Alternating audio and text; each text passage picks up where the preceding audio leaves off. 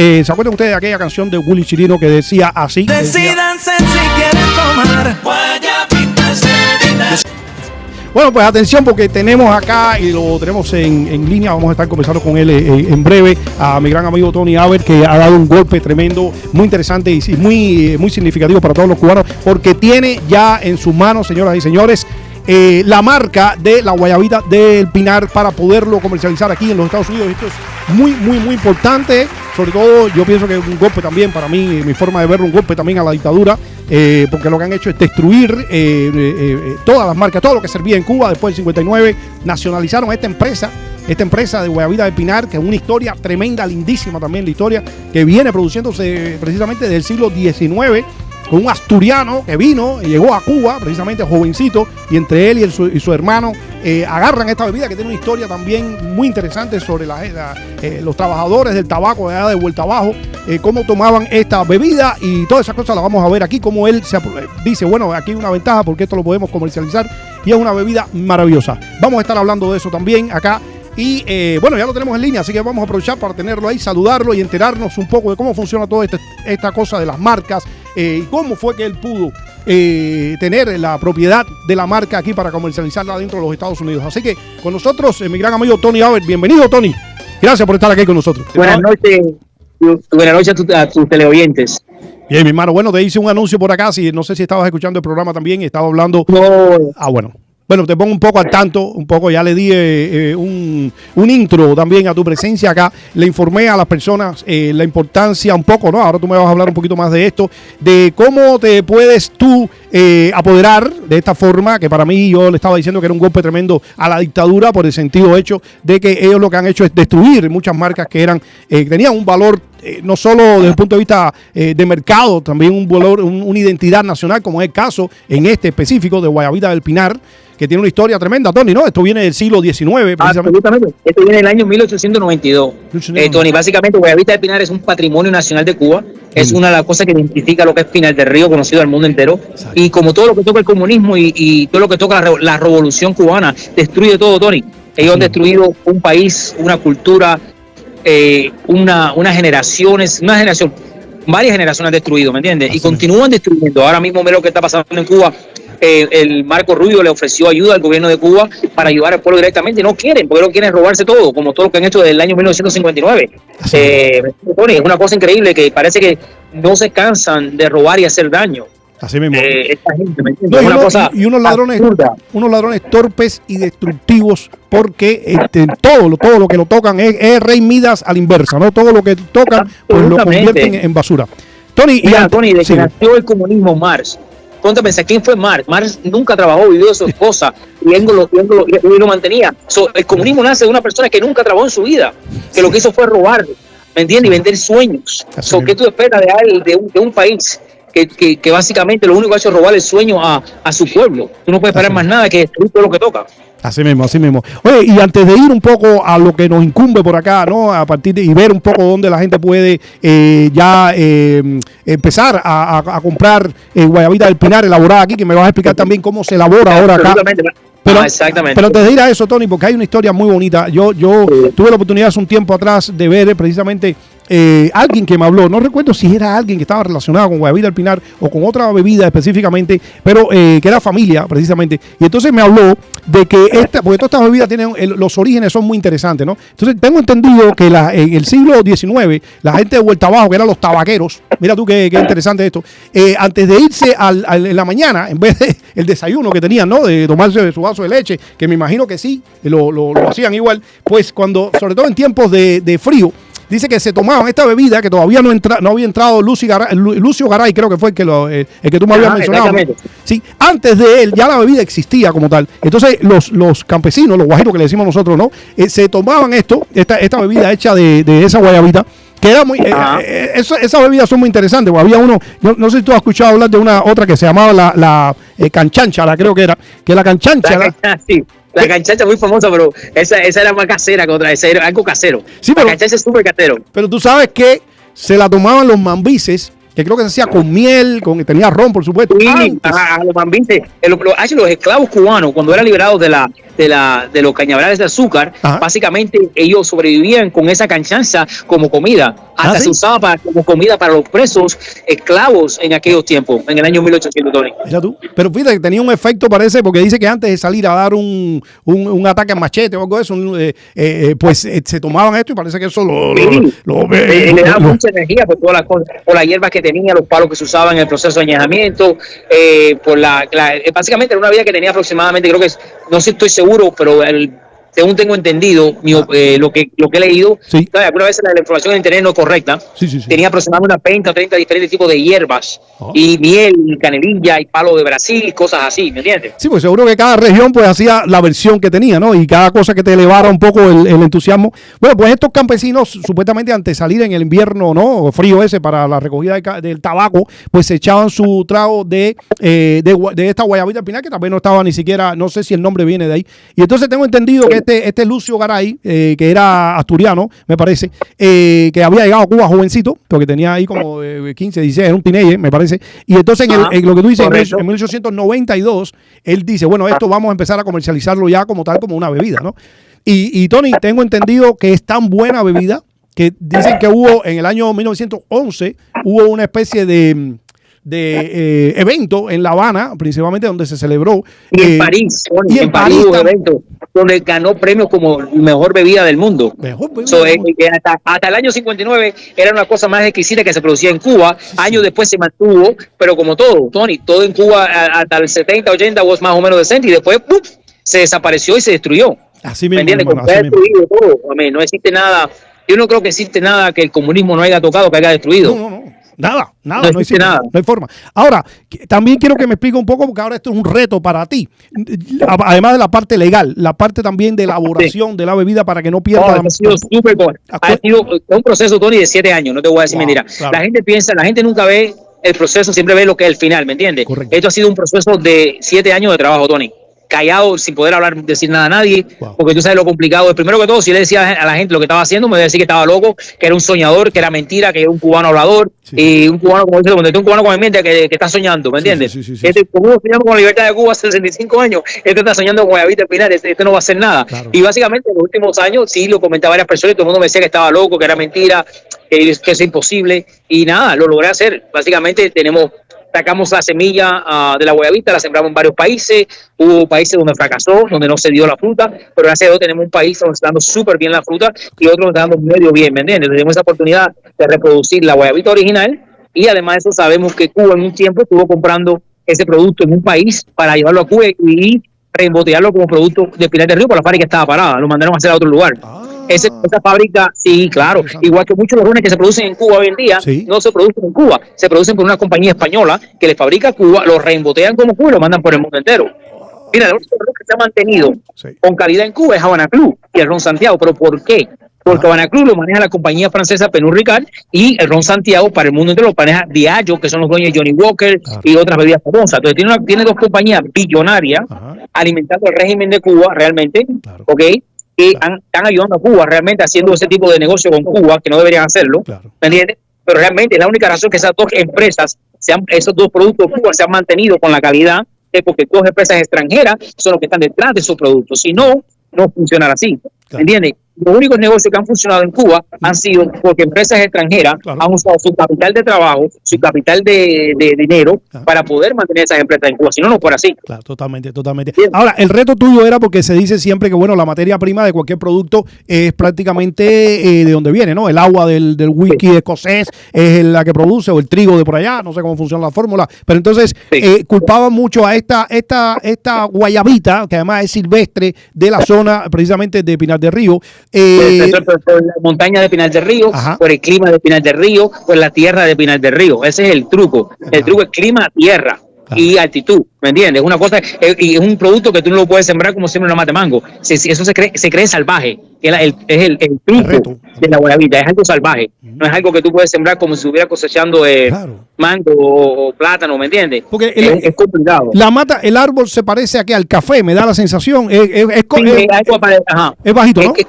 Hay varias, mira, Guayabita de Pinar tiene como 15 hermanas, que se han desarrollado, la trajeron los españoles a Sudamérica, y en varios países se desarrollaron con diferentes características, pero sigue siendo la madre, es como una mutación de la uva. Por ejemplo, está la uva Cabernet, está la uva Merlot, está la uva Chardonnay, ¿verdad? Lo mismo pasa con la guayabita. Hay aproximadamente, creo que son unas 300, 400 tipos de guayabita del Pinar que se han desarrollado en diferentes países, que se han acostumbrado al clima genético de esos países.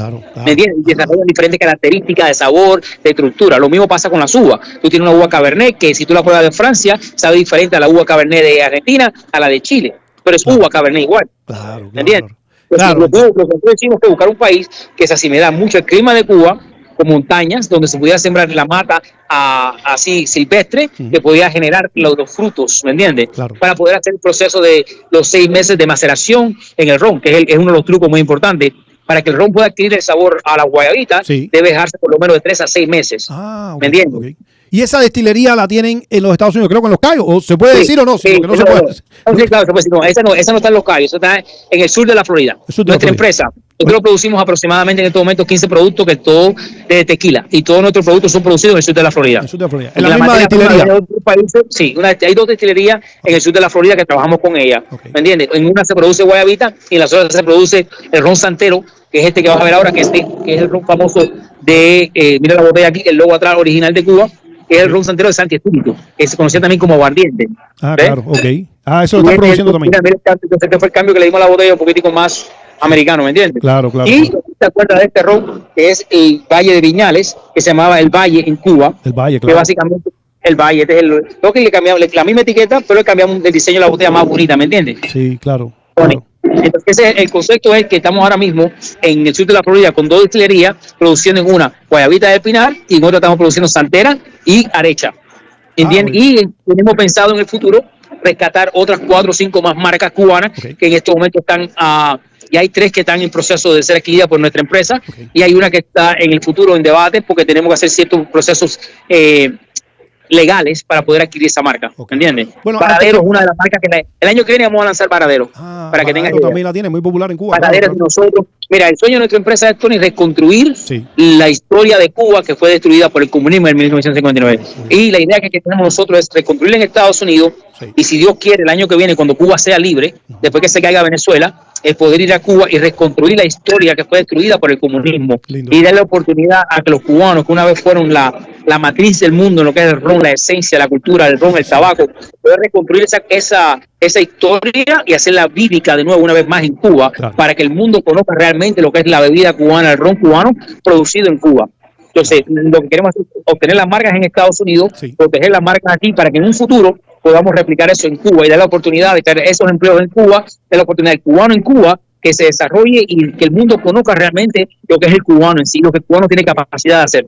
Claro, totalmente, claro. Había otro ron también en Nucay, ¿no? Que también estaba en la lista de... Nucay de nosotros, Nucay de nosotros. Claro. El Nucay de nosotros también, el jaleo de nosotros también. Mira, muy importante esta marca porque sale arriba como en la occidental y tengo entendido que según la historia, Lucio Garay, que fue el creador en 1892, cuando él se había emparentado con unos socios, ¿no? Y entonces en 1906 él compra, parece, todas las acciones y se queda como unitario exactamente. de la marca de la occidental, que ahí es cuando empieza a fabricarlo, ¿no? Definitivamente. Correcto.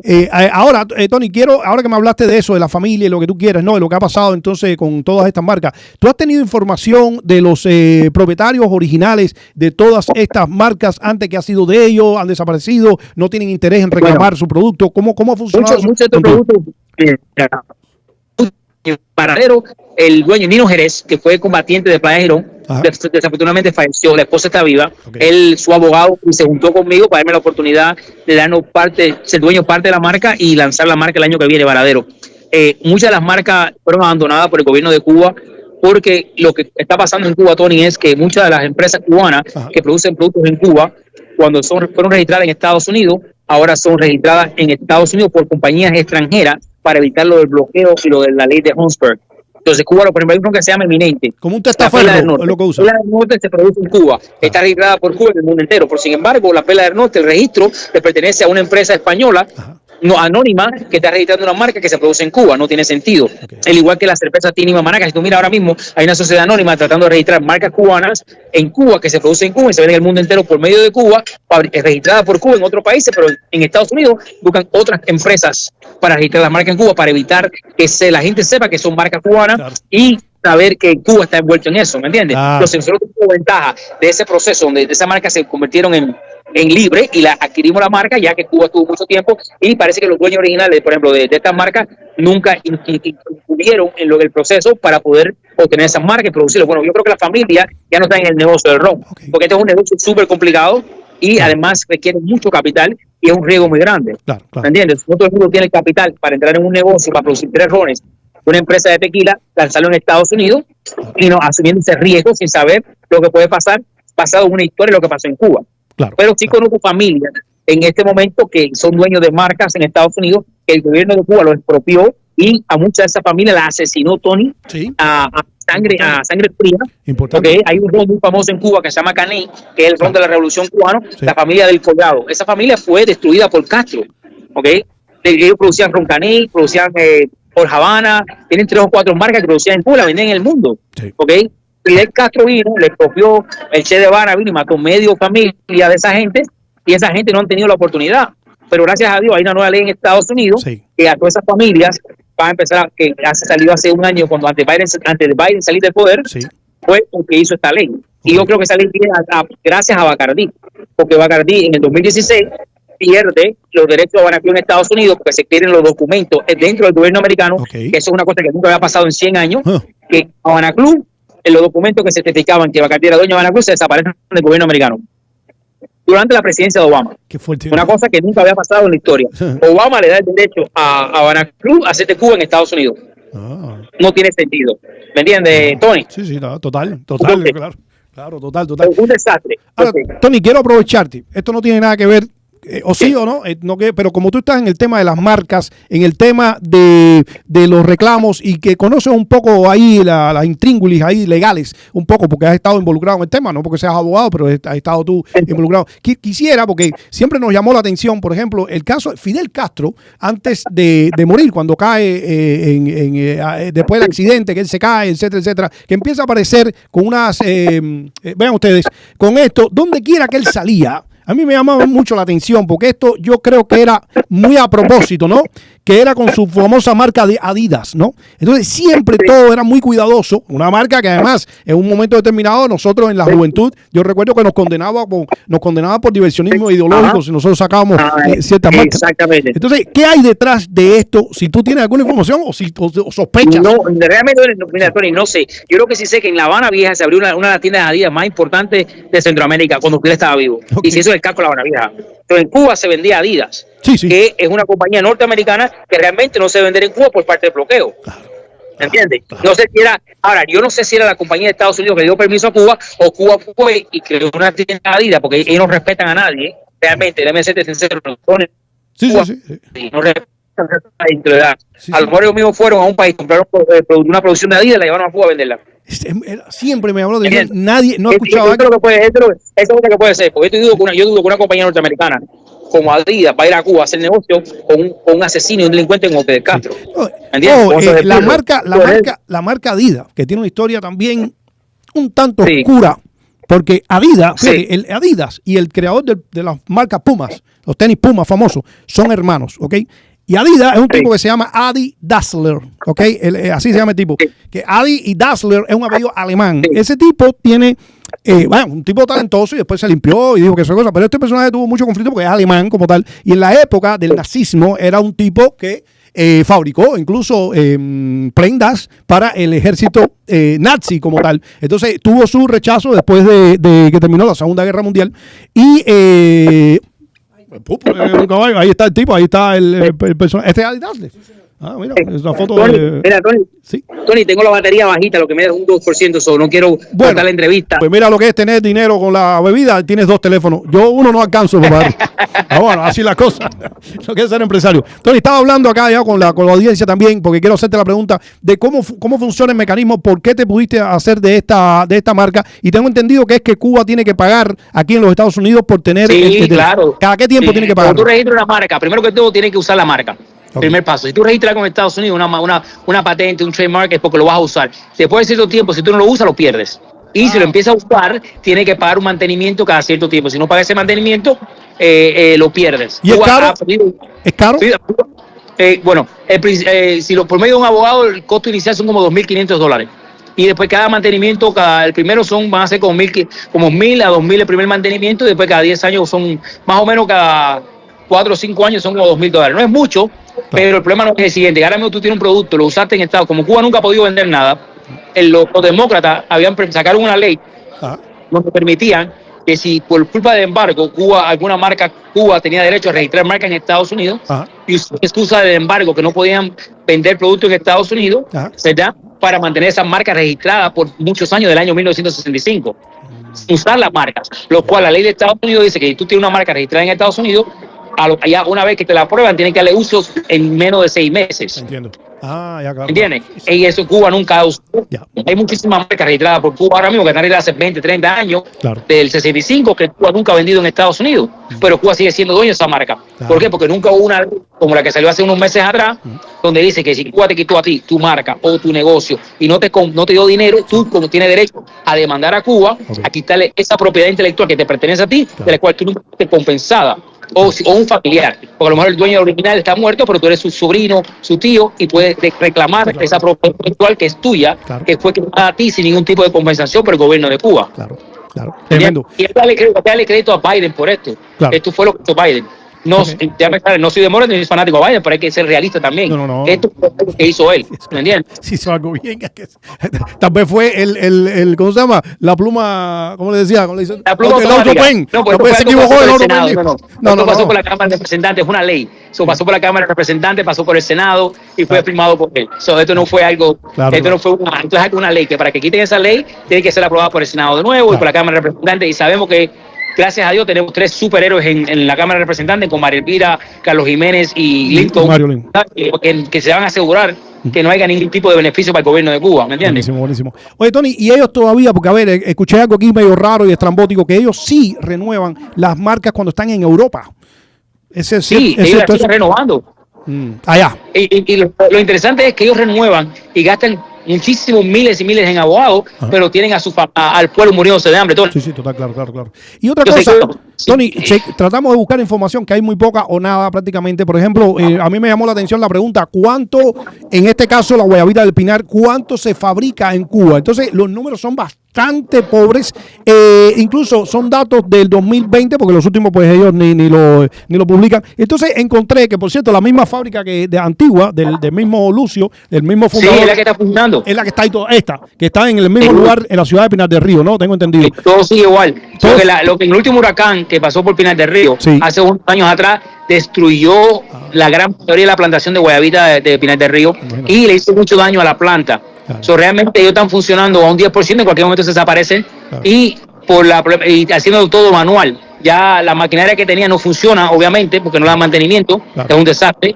Y básicamente, si tú miras lo que hicieron en los últimos 2 años, es hacer la guayabita sin la guayabita adentro, que es lo que la hicieron, la venden en España, pero es un producto que no tiene nada que ver, porque el sabor de la guayabita de Pinar viene de la misma guayabita, ¿me entiendes? Claro.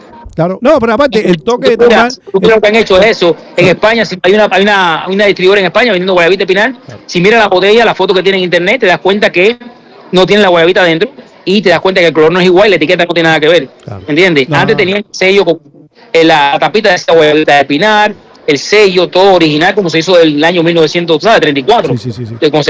En Cuba, 48, no me acuerdo realmente. ¿Y cuál es esta sospecha tuya de que no tenga ese detalle? Pues es un detalle tal vez estético, pero un detalle que la gente lo buscaba con lo de la guayabita en el fondo. ¿Cuál tú crees la teoría tuya que no? Porque es falso, es un invento por otro lado. Porque fíjate, yo creo que realmente ya muchas de las personas que trabajan en esa fábrica se fueron de Cuba, están aquí en Miami, ¿me entiendes? En otros países, claro, ¿me entiendes? Realmente las personas, maestros roneros que hacían ese producto, igual que el Valle y otros productos, realmente no son parte ya del equipo. Sabes que esa gente es algo que es como que tienen más desempleados que empleados en la vida. Y cuando tú tienes un empleado que le está pagando $10 al mes, Tony, y $10 cuesta una $10 es optimista. Una pastillita, un jabón en Cuba. ¿Cómo tú crees que esos empleados se van a esforzar para trabajar? Algunos sí, porque se roban el ron y lo venden en la calle para poder sobrevivir, ¿me entiendes? No, nosotros estuvimos indagando un poco. Hasta que en Cuba no haya libertad y se restablezca un gobierno correcto que pueda reinvertir en la cultura cubana, yo creo que Cuba no va a volver a tener una historia como tuvo en el 59, ¿me entiendes? Una cultura de ron como del año 1872, cuando la familia Bacardí creó el proceso del ron ligero.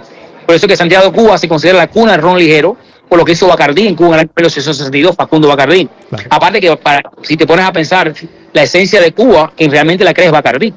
¿Me entiendes? Apoyó a la causa de Claro. Cuba, representó la cultura cubana en el mundo entero y siempre puso el nombre de Cuba lo más alto posible con los productos que producía Bacardí en Santiago de Cuba. Es tremendo. Entonces, nosotros le debemos nuestra cultura de ron y tabaco a la familia Bacardí al final del día. Y la relación de ella con los... Cuba pudo crear su historia, ¿me entiendes? Total. Y la relación de ella, de ellos con los arrechabados también. Sí, claro. Es una la historia familia de Chavala, tremenda. José, que tuvo la desgracia, tuvo el huracán y me le mataron a 3 personas creo que al hijo y al nieto, y la sobrina fue la que se hizo encargo de la fábrica para poder sacar lo que era el contrato, porque tiene un contrato con Hershey. Que le da dinero a José de Chavala para construir la destilería Matanza en la fábrica de chocolate americana Hershey. Sí.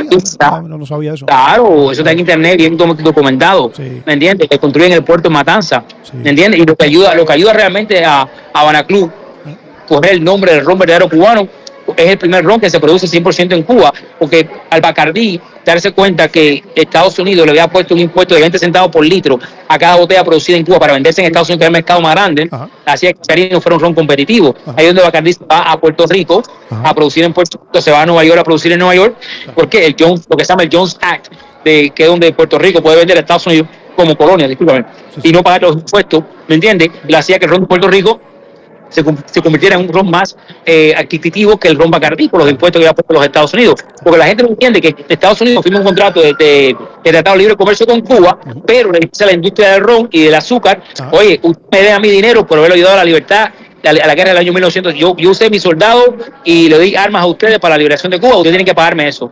Y la forma que Estados Unidos empezó a colectar ese dinero es poniéndole unos impuestos adicionales a la bebida del ron. Entonces eso hacía que el ron fuera más caro cubano que los rones producidos en Puerto Rico, producidos en Jamaica y en otros países. Interesante, claro, totalmente. Tony, Y es lo que hace, entonces, obliga a Bacardí a abrir su primera fábrica en Puerto Rico después del año 1917 y obliga a Bacardí a abrir su primera fábrica en Nueva York, la cual está cerrando en el año 1933, cuando llega la época del lo que se llama la ley seca en Estados Unidos. La ley seca de Estados Unidos, ¿me entiendes? Y lo mismo pasa después en la Segunda Guerra Mundial, cuando Bacardí abre su fábrica en Francia, que fue destruida en la Segunda Guerra Mundial. Claro. Tony, una cosa, tú estás manteniendo toda la, ¿cómo se puede decir? La estética también de mantener la frutica debajo de la botella. Y la otra cosa es que habían 2 tipos de guayabita, la dulce y la seca. Sí. Que la seca la dulce es como un licor, ¿no? La dulce. La dulce y la seca, que era, la dulce básicamente es como un licor de guayabita riquísimo, la seca básicamente el mismo ron, lo que tiene un grado menos de azúcar, ¿me entiendes? Claro. La maceración es completamente diferente. Está fabricando las dos la están fabricando. Sí, mira bueno, aquí está la seca, la tengo en el carro. Mira, esta es la seca y estoy fabricando esta guayabita que es como un 12 años añejo, que es guayabita 12 años. Qué bien, 12 años, wow, qué interesante. Sí. Qué buenas. La gente le encanta porque está hecho, el concepto es hacer el ron al estilo cubano tradición. Claro. No un ron sudamericano o puertorriqueño, que son esos rones que se están tomando ahora que son muy buenos, que son rones dulces. Esto es un ron tradicional, súper suavecito porque no quema, pero tiene la tradición de lo que es el ron cubano. Sí. ¿Me entiendes? Claro. Hecho. Sí. Yo escuché, en una ocasión a un experto también un poquito en el tema, me decía, Guayabita Espinal tiene un tema tremendo, porque tú no lo puedes definir entre ron, whisky, qué cosa es, porque como esa mezcla de el seco, el ron, y el dulce, entonces es casi un licor, Sí. entonces dice, es una bebida especial, ¿no? Tony, la ley en Estados Unidos te permite hasta cierto grado de nivel de azúcar en la bebida antes de llamarle licor. Y básicamente como es 40% y a la dulce no excede lo que está considerado como ron en Estados Unidos, se considera un ron. Ahora, si yo llevo este mismo producto a Europa, lo consideran como el dulce lo consideran como un licor y el seco como un ron. Porque Europa tiene diferentes reglamentaciones, lo que se considera ron y lo que se considera licor. El grado de azúcar. Interesante. Sí, tienen más tolerancia. Yo escuché hace poco que dice que la cerveza en Rusia fue considerada una bebida alcohólica como tal en el 2000 algo, algo así, porque los rusos se lo tomaban como si fuera refresco, ¿no? No sé, la tolerancia a los locos. Pero bueno, Tony, dos cosas. Primero, porque le prometí también a la audiencia que te iba a hacer esta pregunta. Tú también tenías, o no sé si tienes todavía, el cristal. Tenías también... Bueno, la cerveza no. La cerveza tenía mi cristal y Mayave, y mi Manaca. La dejé de producir por varias razones. A ver. Por el costo de transporte, excedía lo que el mercado exigía como precio de venta al mercado. Igual que Ciego Montero también es mío, Najita y Cachito. Ok, que si Dios quiere, en enero, una fábrica local aquí de Miami va a reproducir la fórmula original de Ciego Montero en lata y de cachito en ajita. Sí, ahora en enero, febrero ya estará en el mercado ya. Qué interesante, qué bien. Entonces la pregunta viene un poco a propósito de estas cosas que vemos en Cuba con respecto a Sandro Castro y haciéndole promoción a la Cristal, como llaman, pero la cerveza Cristal. ¿Qué hay detrás de esto? ¿Tú crees que esto tampoco es casual, ni es que él se tire ahí porque encontró esa montaña de cerveza, ¿no? Que imagino que eso sea en la propiedad, ¿no? ¿Hay algo detrás de esto? ¿Él tendrá ganancia con la venta de la Cristal dentro de mira, Tony, no existe un comunista en este mundo que haga algo limpio. Acuérdate de eso. El comunista no es buena gente.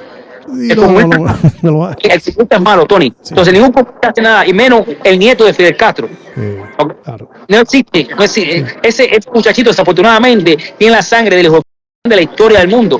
El asesino más grande de la historia del mundo fue Castro. Entonces, ese muchacho tiene la sangre del asesino más grande de la historia, que creó la cárcel más grande en el mundo de seres humanos. Porque un cubano en Cuba come, un preso en Estados Unidos come mejor que cualquier cubano en Cuba, Tony. ¿Cómo tú me explicas eso? Entonces la mentira es, Tony, ¿qué embargo? Si hubiera un embargo, tuvieran los barcos afuera, no dejaran entrar nada. Cuba no hiciera dólares en comercio con Estados Unidos, Cuba no hiciera dinero con Europa, Cuba no hiciera dinero con Canadá. ¿De qué embargo hablan ellos? Claro. No, lo sabemos. Lo que siempre nos llama la atención es que ese platito, lo que realmente es un monigote, y estoy seguro de lo que es la contrainteligencia cubana, y lo usan para su juego. No existe otra. Total. Lo que siempre me llama la atención, ¿no? Porque es como si fuera aquí un influencer que está patrocinado por la Cristal. O sea, vamos a estar acá. Entonces la Cristal se convierte en el patrimonio nacional cubano. Sí. Porque es la primera cerveza que se vende en Cuba en dólares, no es la cerveza que se vende en Cuba. Ajá. ¿Y qué pasa? Que tu familia, todo el que iba de Miami a Cuba, no compraba la cerveza de Mayave o la Cacique, que eran las cervezas nacionales de moneda nacional. Claro. Compraban la Cristal para darle a la familia un gusto mejor, para que la familia tuviera una propiedad. Entonces Cuba hizo mucho dinero con la Cristal en Cuba. Fue una de las fuentes de ingresos de dólares más grandes que tuvo Cuba, claro, porque todos los cubanos que viajaban a Cuba tomaban Cristal o Bucanero. Claro. Y esa es la última cerveza que se vendía en dólares en Cuba. Total. Qué tremendo, Tony, qué tremenda historia, bro. Me alegro mucho que estés tú involucrado en todo este proceso, que te salga bien todos tus negocios. Y lo más importante ahora mismo, tengo entendido de Tony, que... Lo único que quiero es que Cuba sea libre. Es lo único que quiero. Amén, mi hermano. Yo no quiero comunismo en Cuba, y yo creo que el pueblo de Cuba se merece conocer la libertad, se merece saber lo que es una langosta, lo que es un filete, tener una casa bonita, tener un hogar, tener un carro. Total. El pueblo tiene todas las cosas buenas del mundo. Claro, no hay razón. Esa mentira de mantenerlo a ellos a base del sueño que mañana va a ser mejor. Si no ha sido mejor en 75 años, Tony, nunca va a ser mejor. No existe y Dios quiera que ellos se vayan para el carajo del país, y que venga alguien y lo reconstruya correctamente, ¿me entiendes? Y créeme que hay muchas personas calificadas, muchos líderes de organizaciones cubanas que están muy calificados, que por el amor a Cuba reconstruirían el país completamente. Total. Es una cuestión, eso ahí lo que hace falta es espantar a todos los bicharracos feos esos que tienen ahí, y entonces empezar una construcción bonita, que eso es cuestión de tiempo nada más y de mano de obra. El cubano tiene un deseo tremendo de prosperar. Venezuela va a ser libre pronto. Yo también. Una vez que Venezuela sea libre, yo espero que Cuba sea libre igual que Venezuela. Así mismo va a ser, mi hermano. Oye, importante esto, antes que nos vayamos. Tengo entendido que no solo en Miami, también ya esto se puede adquirir. Y dime dónde, en el caso de Miami, si están en todas las licorerías, cómo se puede hacer. Pero tengo entendido que en Georgia y en South Carolina también, o North Carolina. Dime, no, estamos en Toro Wine. Están aquí en Miami. Estamos en la cadena de Toro Wine.